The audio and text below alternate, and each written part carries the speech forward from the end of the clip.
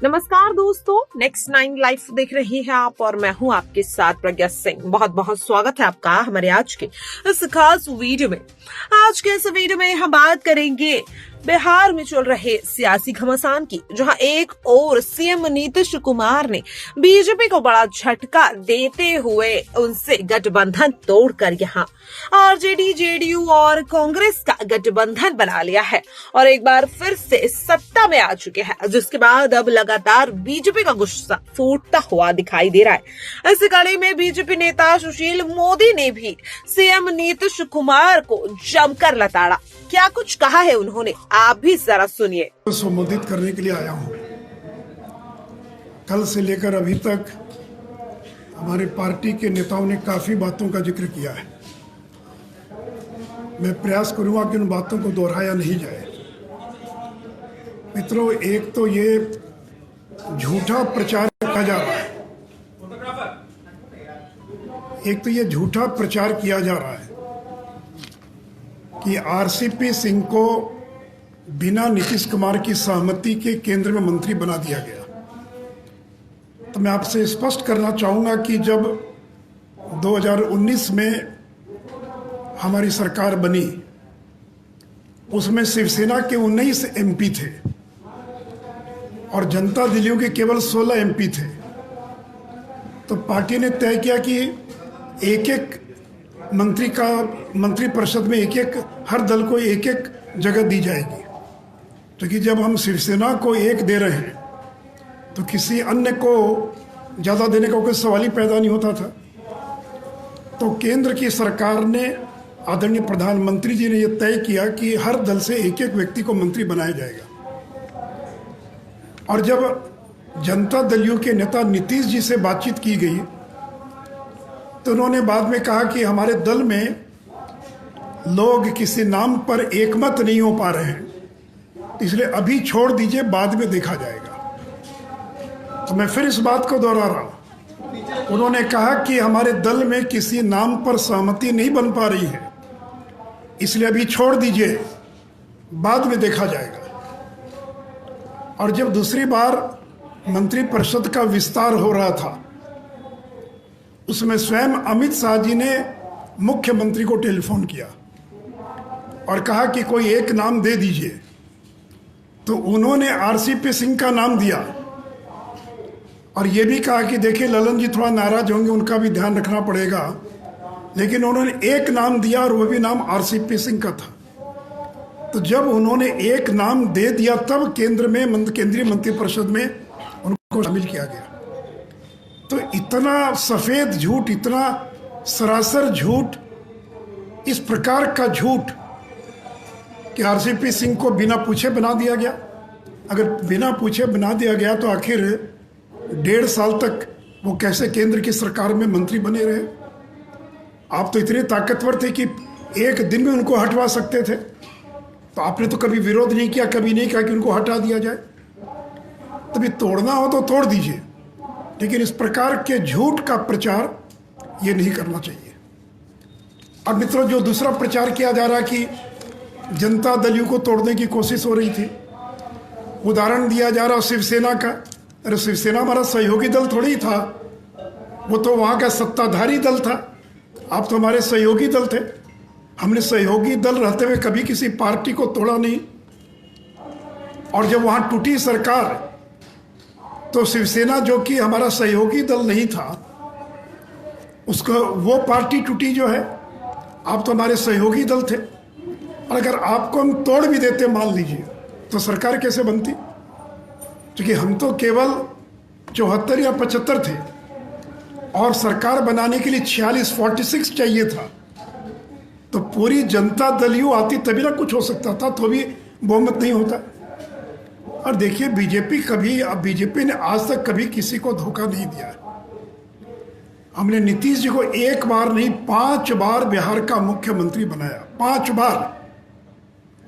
राष्ट्रीय जनता दल ने 2 बार बनाया और हम लोगों ने 5 बार बनाया।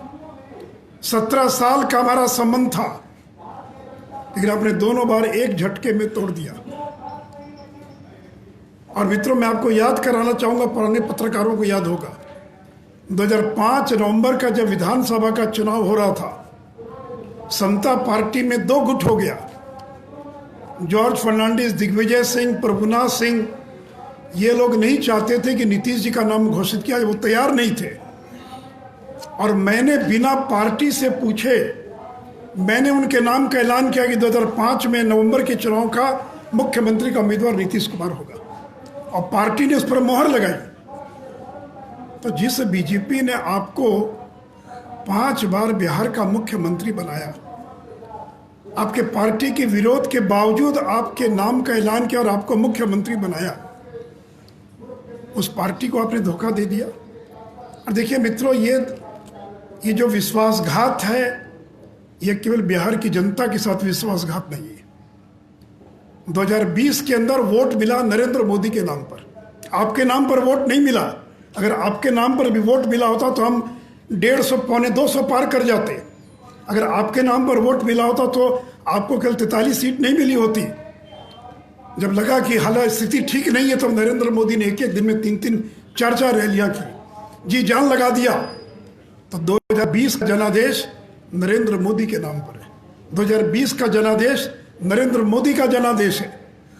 और 2020 में जब नरेंद्र मोदी आए, तो ये तो समाज के सभी तबकों का वोट मिल रहा था, लेकिन जो अति पिछड़ा समाज है, जो 30-35% है, क्योंकि नरेंद्र मोदी अति पिछड़ा समाज से आते हैं, अति पिछड़ा समाज उनको अपना नेता मानता है।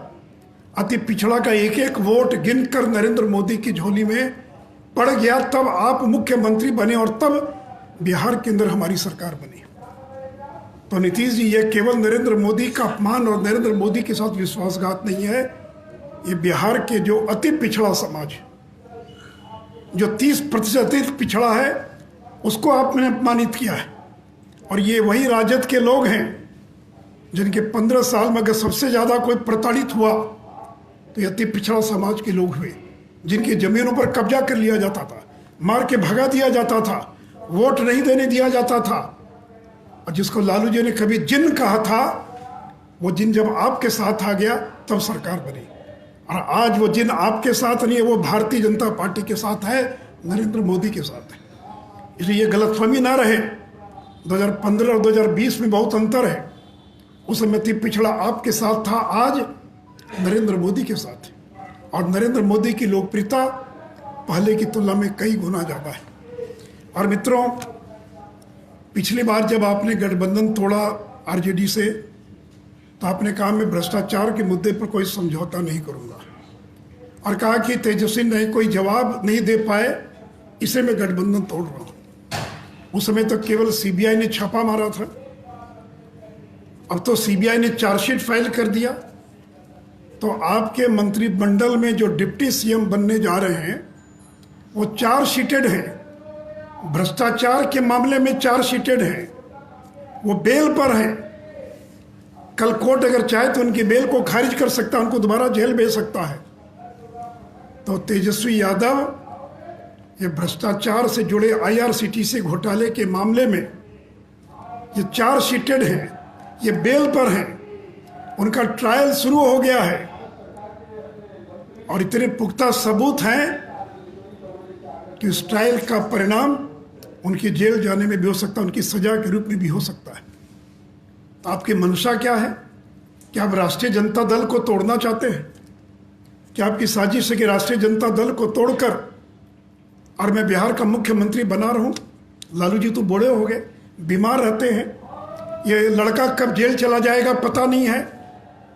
तो मित्रों, इसलिए मैंने कहा कि लालू जी ने कहा था पलटू राम, बीजेपी ने नहीं कहा था। इसलिए ये कल राष्ट्रीय जनता दल को भी धोखा दे सकते हैं, इसलिए राजद के नेताओं को भी और सावधान रहने की आवश्यकता है। मित्रों, उनकी महत्वाकांक्षा को लेकर बात हो रही है। मित्रों, मैं आपको बताना चाहूँगा कि उनके नज़दीकी लोगों ने कई बार प्रयास किया कि उनको उपराष्ट्रपति का उम्मीदवार घोषित कर दिया जाए। उनके लोग आए, हमारे नेताओं से मिले और कहा कि नीतीश जी को उपराष्ट्रपति बना दीजिए, बिहार में आप सरकार चलाइएगा आप लोग। लेकिन जब बीजेपी का अपना बहुमत है तो हम किसी दूसरे को क्यों उपराष्ट्रपति बनाते? तो पता नहीं, मुझे शायद यह भी कोई कारण हो सकता है। और मित्रों, नई सरकार बन गई है, आज शपथ ग्रहण होगा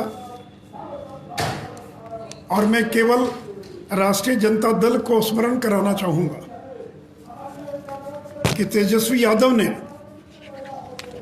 प्रेस कॉन्फ्रेंस में कहा था, अपने हर भाषण में कहा था और कहा था कि 15 वर्ष के एनडीए शासन में रिक्त पड़े 4.5 लाख पद भरने के साथ साथ 5.5 लाख स्थायी पदों का सृजन, कुल 10 लाख स्थायी नौकरियों की समयबद्ध बहाली की प्रक्रिया पहली ही कैबिनेट बैठक में पहले दस्तखत के साथ शुरू होगी।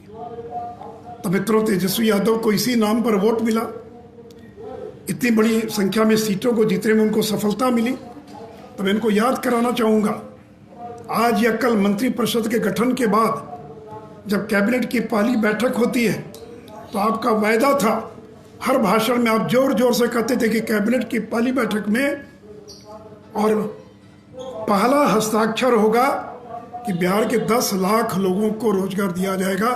सरकारी नौकरी, रोजगार यानी प्राइवेट सेक्टर में नहीं, सरकारी नौकरी दी जाएगी। इसलिए मैं क्या आपको स्मरण कराना चाहूँगा और हम रोज रोज आपको स्मरण कराते रहेंगे कि आपका 10 लाख नौकरियों का वायदा था, आप उस वायदे को पूरा कीजिए। और मित्रों ने एक और वायदा किया था कि किसानों का कर्ज माफ करेंगे। तो बिहार का किसान आपसे जानना चाहता है कि आप किसानों का कर्ज कितने दिनों में माफ करेंगे। और साथ ही साथ आपने कहा कि आशा कार्यकर्ता, आंगनबाड़ी सेविका, सहायिका, रसोई कर्मियों के मौजूदा मानदेय को दुगना करके और जीविका दीदियों को नियमित वेतन नौकरी उपलब्ध कराई जाएगी। तो जो आशा वर्कर है, ये जो आशा है, आंगनबाड़ी सेविका, सहायिका है, उनके वेतन को, उनके मानदेय को आपने दुगना करने की घोषणा की है। और नियोजित शिक्षकों के बारे में आपने कहा है कि समान काम समान वेतन की नीति लागू की जाएगी।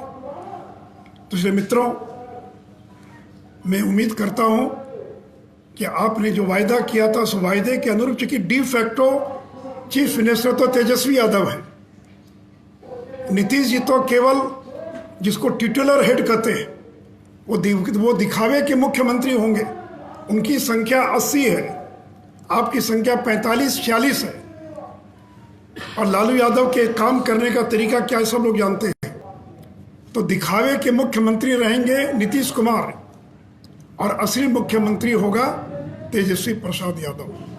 तो मित्रों, केवल कि मैं जो उन्होंने वायदा किया था उस वायदे को याद कराते हुए, और अंत में केवल कि बीजेपी ने कोई कसर नहीं छोड़ रखी थी कि अगर कोई शिकायत है तो हम आपकी शिकायत दूर करने के लिए तैयार हैं।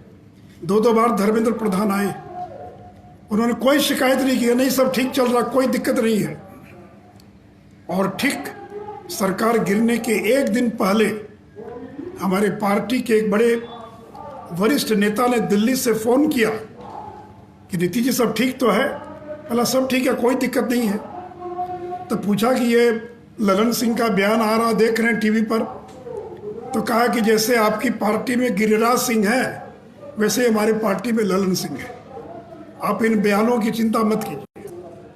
फिर कहा कि भाई आपके बहुत सारे और नेताओं का भी तरह तरह का बयान आ रहा है।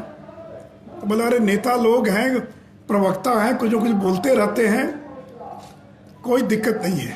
पूछा कोई शिकायत हो, कोई कठिनाई हो? तो कहा कि नहीं कोई दिक्कत नहीं, ऑल इज वेल। और अब कह रहे हैं कि मुझे अपमानित किया जा रहा है। अरे क्या अपमानित किया आपको?